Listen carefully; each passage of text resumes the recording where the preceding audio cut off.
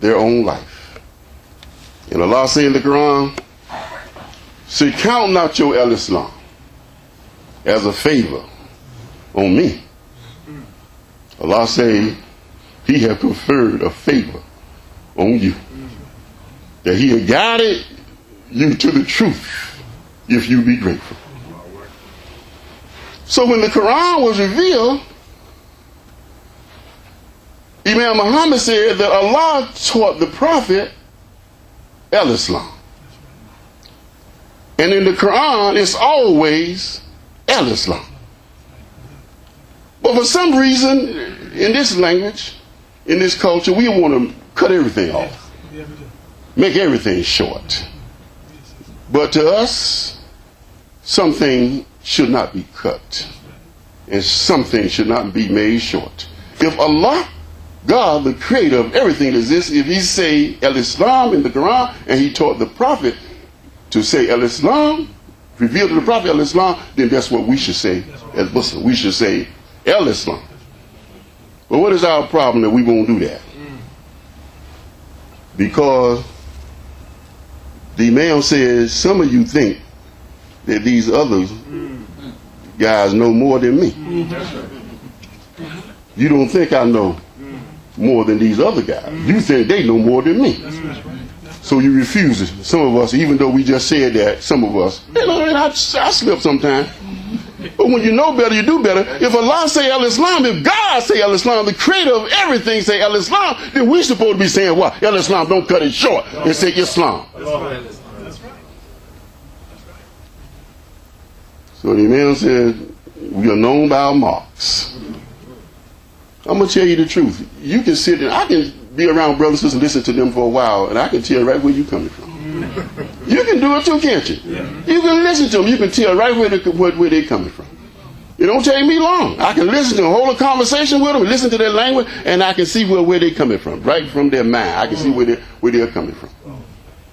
But we're known by our marks. Alhamdulillah. But look how in this beautiful ayah, Allah say that we can't lift up al-Islam. Al-Islam is already up. How you going to lift it up? It's already up. So al-Islam not going to come down to us. We got to go up to al-Islam. We got to measure up to al-Islam. And this religion is so powerful. The Quran is so powerful. Look at how al-Islam produced presidents of nations, president of countries, president of governments, generals. Al-Islam produced generals over the military, bankers. That's what al-Islam produced. Look what al-Islam had done to us. If we don't forget, during this Savior Day weekend, and Allah has the power to save. God has the power to save. Look at what al-Islam had done for us. Brought us out of our situation, from out of our condition and our circumstances.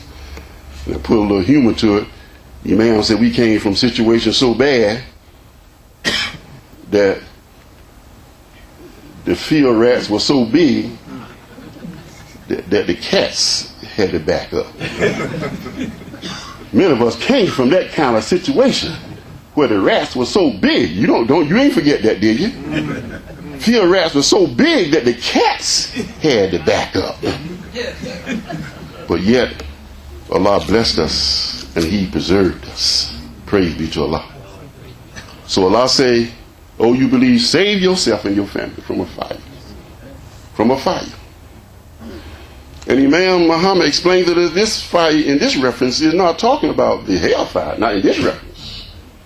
It's talking about another fire that burns inside of us. The fires of passion and the fires of lust. This is what this reference is talking about. That leaps up over the hearts, that burns out our good senses and burn out our good sentiments. That's that fire that leaps above the hearts. So, brother and sister, I don't want to disappoint you. I hope that we already know Jesus can't save us. He's not going to save us. And we've been so used, honestly, to the white man. That's how we got over for a lot of time. Oh, Jesus is going to fix it. Jesus is going to do it. You know how we used to talk? Leave everything to Jesus, didn't we? You know what I mean? Everything to Jesus. Jesus is going to fix it. Jesus is going to make it all right. But I'm sorry to disappoint you. Jesus is not going to fix it. You're not going to fix it, brother and sister. And the European, the white man, he's not going to fix it either. So Muhammad the Prophet said, do not become angry. And I'm definitely not angry because I feel so good. But we are celebrating Savior Day. Savior Day. That's what we are celebrating. Commemorating Savior Day. So Muhammad the Prophet said, do not become angry, because when we become angry, we let our emotional nature take over us and rule us. And anger, and I used to teach this in my anger management class and behavior modification class. You know what, brothers and sisters, and some of you know this. Anger, uncontrolled, can make you lose everything in 1 minute what you worked for a lifetime.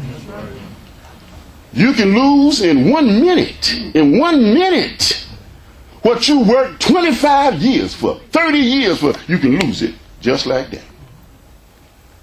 And then the Quran say, and the man can have nothing but what he strives for. And Allah, God used the word Sa'id. You know what he's telling us? And I remember this ayat in the Quran. It's telling us that it's going to take sacrifice. This is not going to be easy. This work not going to be easy. Allah used the word Sa'id. The word Sa'id means it's going to be a struggle. Yeah, it's going to be a struggle. We're going to have to sacrifice. And it's going to be, Allah preparing us that it's not going to be easy. It's going to be difficult. It's going to be a difficult. So we want to be a mirror for our brother. And that's what a Muslim is. A true Muslim is a mirror for his brother. And if you want the best mirror, then get your information from a true believer, from a true Muslim, or of your appearance. A Muslim is a mirror for his brother. If you want the information about your appearance, how you look, then go to a good Muslim. And as the Imam said, and don't run to that dead object glass reflector. Because it's not going to tell you about your true and your inner self. It may tell you how you look on the outside, how cute you may look on the outside, but it won't tell you how you look on the inside. And Muhammad the Prophet said, help your brother, whether he is oppressed or the oppressor. Help him. That's what Muhammad the Prophet said, help him. So they said to him, oh Muhammad, we know how to help him if he is oppressed. But how do we help him if he is the oppressor? If he is the oppressor. And you know what Muhammad the Prophet said? Hold him back. Let's remember that. Hold him back. Help your brother. I hope we remember this here. Help your brother whether he right or wrong. You can't be the final judge. Help him if he right or wrong. Imam, you saying help him if he wrong? You help him if he's wrong. As the Imam said, don't see your brother going to the trash. Don't see your brother going to the garbage. Don't see your brother going to the hell fire. And you do nothing. And you say nothing. Are we going to remember this here? And you do nothing and say nothing.